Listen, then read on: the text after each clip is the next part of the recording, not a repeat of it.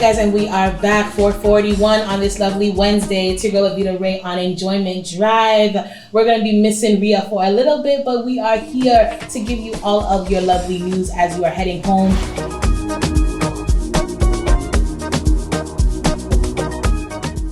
The question of the day, and this is something that relates to everybody. Nobody can say they have not done this even once. So the question of the day is as follows. What are some of the most unusual food combinations you have ever experimented with? So what are some of the most unusual food combinations you have ever experimented with? So Marigold. I'm trying to think about it because everything seems normal to me. But to you, so think of something that somebody has commented on, like, hey, why are you eating that? Rice and okra. People do. Okay, I find it very weird. I know people do, but rice and okra. You know what's so funny? If this was last week, I would have been like, But the other day I had leftover okra and I had nothing to eat it with. Oh my god! So I ate it with small rice, and I was like, it's not that bad. Oh no, I can't. But it's not something you should do. Because there's too much combination in your mouth. The rice texture, the okra. Okay, what else? So you said rice and okra. What else? Enjoyment Radio. Let me think about it. Okay, Otabel, what about you? Okay, I don't like garden eggs. Anything with garden eggs makes me feel some way. Yeah, I don't like it too. Yeah, I never used to like it, but I'm okay with the garden eggs too now. So what's an unusual combination that you have done in regards to food and what you eat? Okay, maybe I'll say way back in SHS, like cornflakes with gari, that kind of vibe. It wasn't normal, but then at that moment it had to be normal, yeah. Because on a normal day, nobody will eat cornflakes with gari. Yes. Mine is Indomie and gari. Huh? So this is it. Wait, yes, that's the whole point. So if I'm in Brooklyn, that means I'm broke. If I'm in Brooklyn. If I'm in Brooklyn and I know I have to manage my food. Yeah. I'll cook Indomie, maybe the small size. Yeah. And I always have gari. Always. In the house, yeah. Every time. With me, yeah. Enjoyment Radio. So I'll just cook the Indomie, mix it, do everything. Then pour gari into it. That's it. And I'll be so full. It will be like I ate 2 or 3 packs of Indomie. Like you have to eat it quick because you have to. You have to. Because it's not easy, but yeah. And then when you get like Fanta or BB cocktail. Yeah.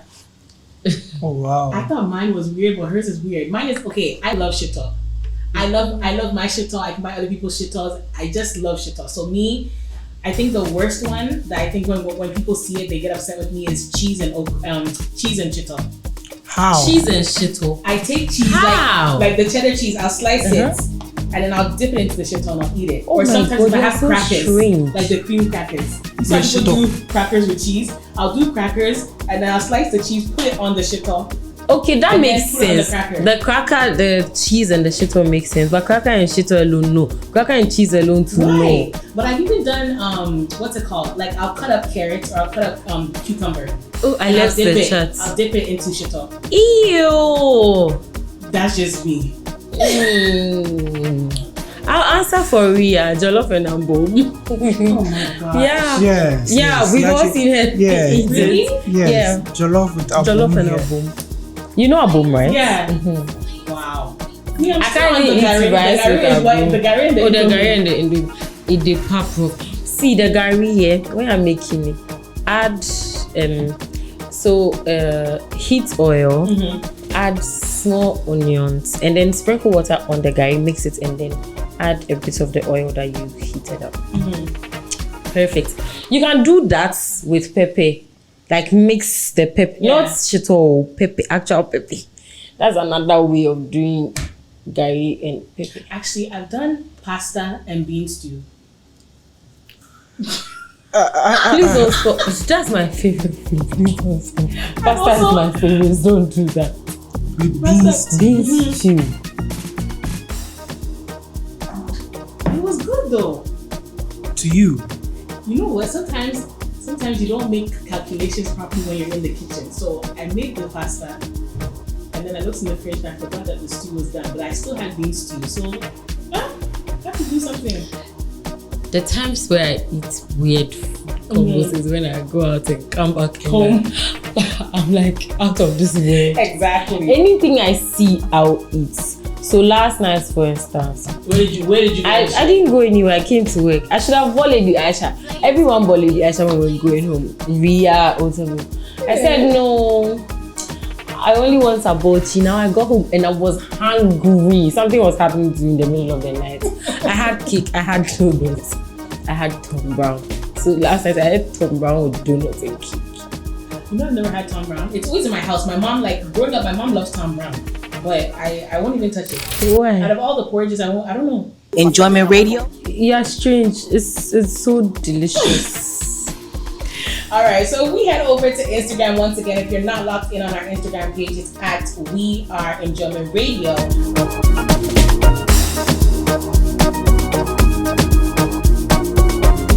Enjoyment Radio. So some of the comments go as follows. Someone said konkonte and stew. Enjoyment Radio. Not bad. That's terrible. I can't even eat kokonte and nkuma. People, you know what it is? People act like stew and soup is so different. It's just a texture. It's just the texture. Stew is thicker than soup.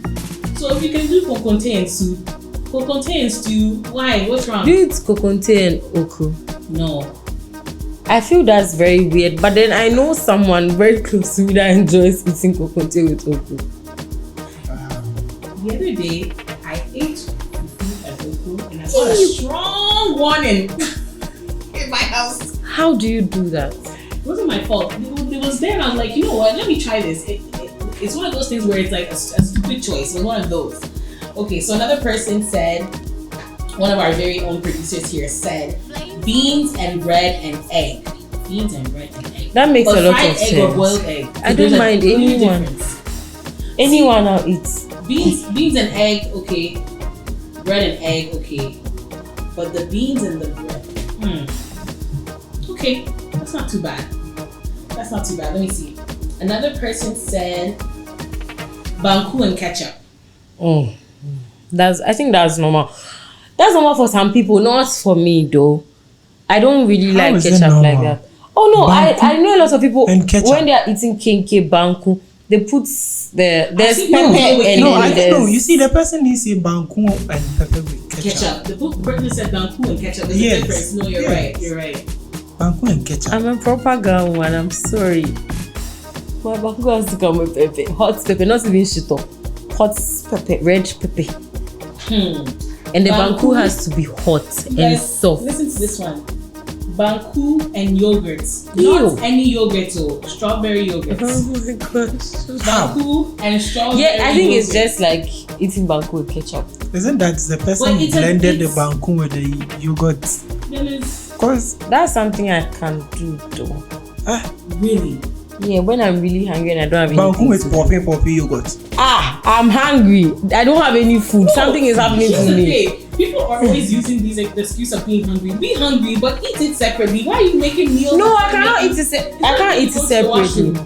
There's no pepper. There's no stew. There's no soup. The banku cannot go down by itself. I need something to push it. I have to taking a spoon and just eating banku like that. Then you were really hungry. Oh no, that's when I'm eating banku with pepper and maybe the pepper is too hot or I don't like the pepper. But you could have tried banku with sugar instead of banku with strawberry yogurt. Banku with sugar. It's like mashed kinky. Okay, so mashing the banku. No. You can that one is describe it. They just said. But then I've had the mashed banku with with sugar and milk before. You see, it's just like cocoa. Yeah, it's cocoa. Another person said fufu and I'm sure it's palava sauce. Yes, palava. Yeah, that's what I was thinking. Fufu and palava sauce. How? I've done fufu and shit up before. It was bad. Bad as it wasn't good. No, you see my face. I'm even thinking about it now. It was nice. Banku and if you get correct shit up, anything will go. How? Fries and shit up. Like, are you? How? If you can do fufu, are you kidding? Was it like soup? The shit up? No. Fufu that you do. Yes. You create a whole list. One day at work, I'll stay after Enjoyment Cafe, wait for you guys. We'll have a swallow party. Everyone will bring something. I'm telling you. We should do that. It will be fun.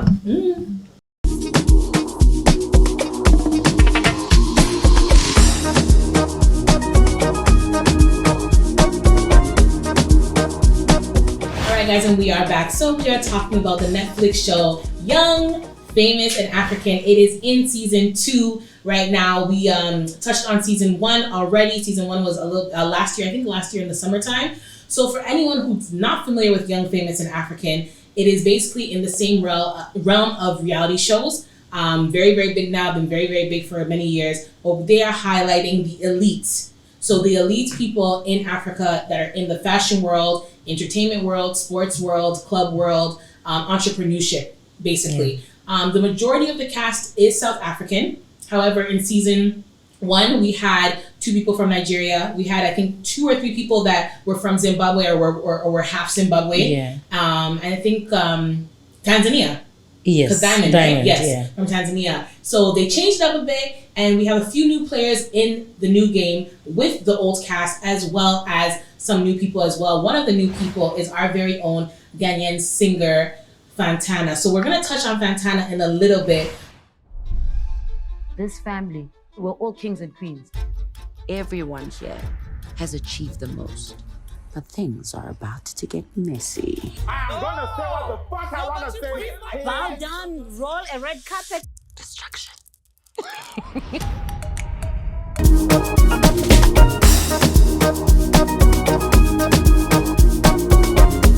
Enjoyment Radio. And we are back. It's your girl Vita Ray. I am guest hosting today on Enjoyment Drive. It is 5:45 p.m. in Accra. I am hosting for the lovely Ria the Sugar Baby. We miss you. Also here with DJ Otabel on the 1s and 2, and as well as Marigold. We're getting in deep with the Netflix show season 2 of YFA, Young, Famous and African. So right before the break, if you're just tuning in now, we were just discussing Fantana and the phrase that she used, I am the biggest female dancehall artist. And we gave our views on that. And then we went into the content itself. Marigold and I can both agree that we felt like the content was not as, it wasn't given what it needed to give. There was too many events and dinners. Fashion-wise, 150%. They hit it on the ball. But we wanted to see more of what they do as entrepreneurs because, you know, at the end of the day, in African culture, I wouldn't say parents, but society sometimes frowns upon being in entertainment or a DJ or in fashion, whatever the case may be. And even if you have parents that support you, it's very rare that you have parents that support you to only do that. You have parents that support you to do it as a hobby. So the reason why I was even saying I would have loved to see people at work, in the studio, at the club, DJing, Diamond on tour, whatever the case may be, is because you could be inspiring somebody else. You could be giving somebody ideas. These are people that are very notable and prominent, not only in their country community, so Ghana, Nigeria, Zimbabwe, Tanzania, but African in general, you know? So it's very, very important. So we're going to pause on that for a little bit, and we're going to talk about Two-Face and Annie. So Two-Face and Annie ended off season 1 with their wedding. Or renewal of vows, as you would say. A lot of people had something to say on Twitter. Some people felt like it was just a ruse. It was just fake for the cameras. Some people felt like it was long overdue and she deserved more. Some people felt like it shouldn't have even happened because if it was them, they would have been out the door. But whatever the case may be, these two are together. They have their family, they have their extended family, and they're moving. One thing I'll say that Kanye said in episode 2, Marigold, was she made a comment. She's like, listen, I don't understand why, because her and Annie were having a conversation. And she said, I don't understand why anytime I talk to Annie, she feels the need to validate her relationship and make it seem like relationships are perfect. And she said, listen, if she's happy and he's happy and it works for them, then okay. Which I 100% agree. But it seems like everybody else on social media, especially from season 1, feel like this girl is in some kind of hypnosis and she doesn't know what she's saying or what she's doing. But I mean, even if that's the case, I'm pretty sure she's watched the show. She watched season 1. If she felt like, okay, this is not for me, like the show's not for me, or maybe I have to rethink my marriage, she would have. But they're still here and they're still going on strong and they're making their money.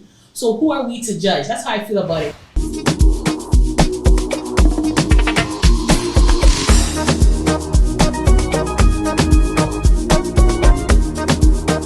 Season 2, episode 4, Annie and Two-Face hosted a dinner, and they were talking. It actually threw a lot of people off guard because they were talking about the pidgin language, and they were saying that, like, you know, Two-Face actually uses pidgin in his music a lot. And Andile went on to quote a favorite line from him, and then he just moved on to speak about sexual intercourse and making love, and he said, "I will make love to who I love. But when I want to, it's just like," he said, "I will, and he said he can do it without thinking about the person. He doesn't care about the person. He can basically throw the person away." Now, they were all trying to understand what he was saying, where he was coming at. So they kept pushing. I want to say pushing because it's a lot. He's one person, but they went on him.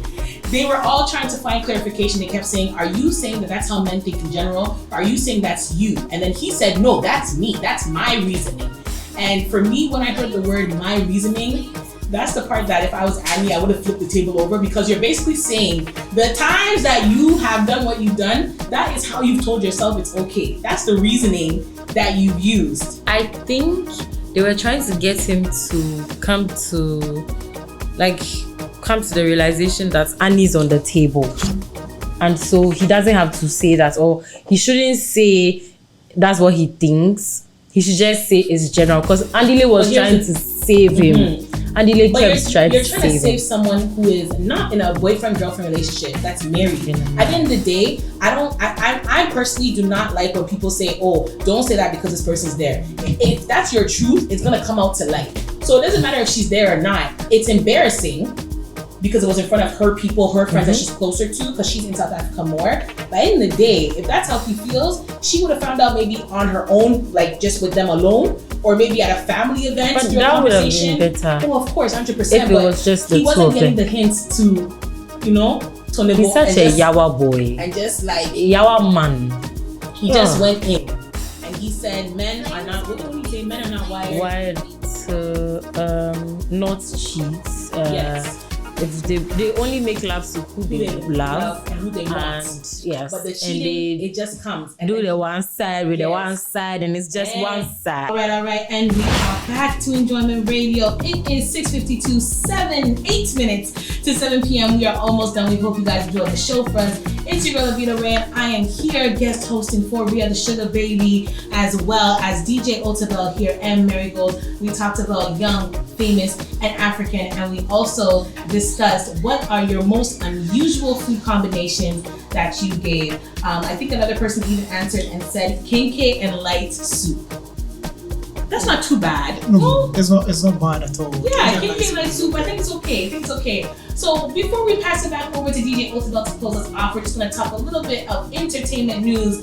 Shatta Wale and our very own BullGod have finally reached an agreement in court. The last time that they were in court was on April 18th, and that is when the lawyers for Shatta Wale had requested 1 month for further negotiations so that BullGod's lawyers as well can find out if they can reach an agreement, which they failed to do so. So now, after a month of a break and a hiatus, the lawyers for Shatta Wale have announced to the court that both parties have now agreed to settlement of the terms. So they are now asking for a little bit more time so they can draft up what the settlement will be, and they will come into the court for a consentment judgment of the actual settlement itself. So, I mean, that is maturity there, that is growth. We wish them both the best. And we just want to create unity in the entertainment industry and try to avoid as many cases as these as well when it comes to defamation and things like that. All right, guys. So once again, if you're not following us already, Twitter, Instagram, Facebook, Snapchat at We Are Enjoyment Radio. We're also involved at enjoymentradio.live 24 hours.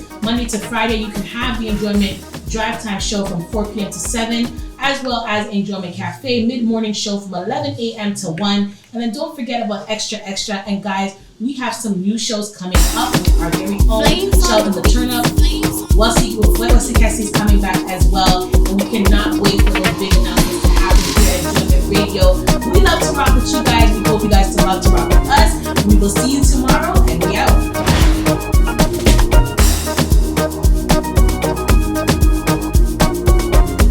Enjoyment Radio.